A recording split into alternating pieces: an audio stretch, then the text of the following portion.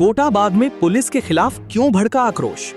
काला ढूंगी कोतवाली पहुंचकर लोगों ने लगाए कई गंभीर आरोप। सट्टा और ऑनलाइन गेमिंग का मामला चर्चाओं में। पुलिस ने कहा हर बिंदु पर की जाएगी जांच। आखिर क्या है मामला, देखिए आगे। ये 17 साल है, जिससे कि उसका कहना ये था, आज सुबह उसने आत्मघाती कदम उठा लिया।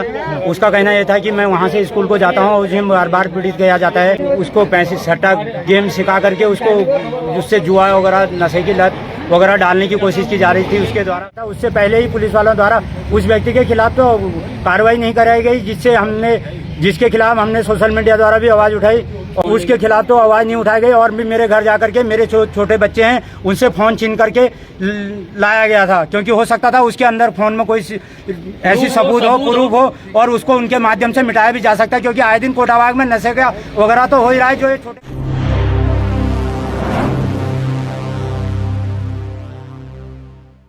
कोटवाली काला ढूंगी के अंतर्गत कोटा बाग के थपलिया गांजा वन पंचायत के सरपंच धन सिंह बिष्ट का 17 वर्षीय बेटा जगदीश बिष्ट कोटा बाग पॉलिटेक्निक में इलेक्ट्रॉनिक्स ट्रेड में प्रथम वर्ष का छात्र था। बुधवार सुबह करीब 7 बजे जगदीश ने अचानक घर पर ही जहरीला पदार्थ खा लिया। ये देख घर वालों के होश उड़ गए। आनन फानन में उसे कोटा बाग अस्पताल लाया गया। यहाँ उपचार के बाद गंभीर हालत को देख आपात सेवा 108 से उसे हल्द्वानी रेफर किया गया, जहाँ उपचार के दौरान उसने दम तोड़ दिया। युवक जगदीश वायरल वीडियो में एक युवक पर रुपए मांगने के लिए दबाव बनाने और जान से मारने की धमकी देने का आरोप लगा रहा है।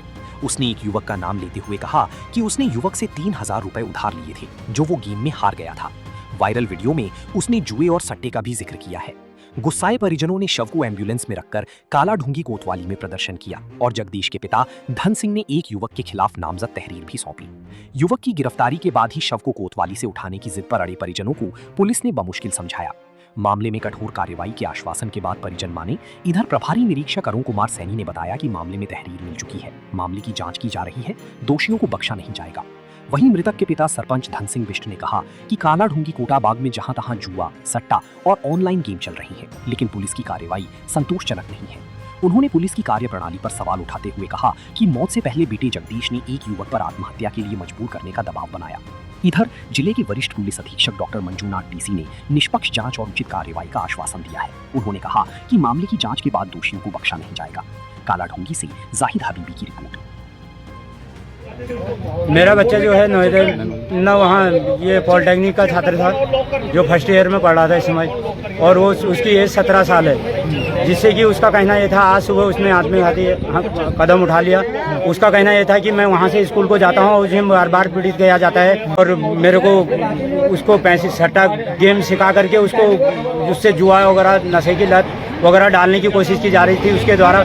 और उसके बाद से उससे पैसे के लिए बोला जा रहा था बार बार।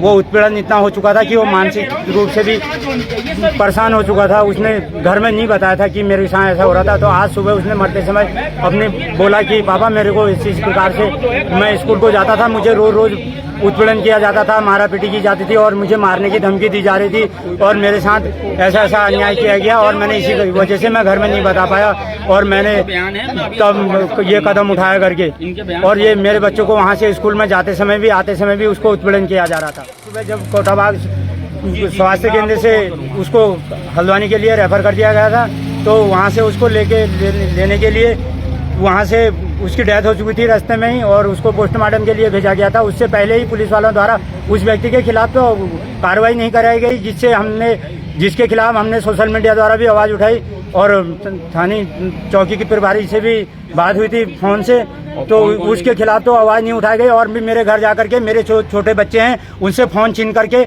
लाया गया था, क्योंकि हो सकता था उसके अंदर फ़ोन में कोई ऐसी सबूत हो, प्रूफ हो, और उसको उनके माध्यम से मिटाया भी जा सकता है। क्योंकि आए दिन कोटाबाग में नशे का वगैरह तो हो ही रहा है। जो ये छोटे बच्चे इस प्रकार के काम कर रहे हैं, कहीं ना कहीं शासन प्रशासन की गलतियों के कारण ही हो रहा है। और हमारे घर पहले चले गए, बॉडी तक अभी घर नहीं पहुंची थी, और हमारे घर पहले जाकर के फ़ोन को छीन के लाने की कोशिश करी गई है। तो ग्रामीण लोगों से जब मैंने यहाँ से फ़ोन में बात हुई, ग्रामीण लोगों का फ़ोन आया मेरे पास, तो मेरी बात हुई पुलिस वालों से भी, तो मैंने बड़ी मुश्किल से और ग्रामीण लोगों के कहने पर ही छीन के उनसे अपना फ़ोन, उसके बच्चे का फ़ोन उनसे घर में जब्त करा रखा है।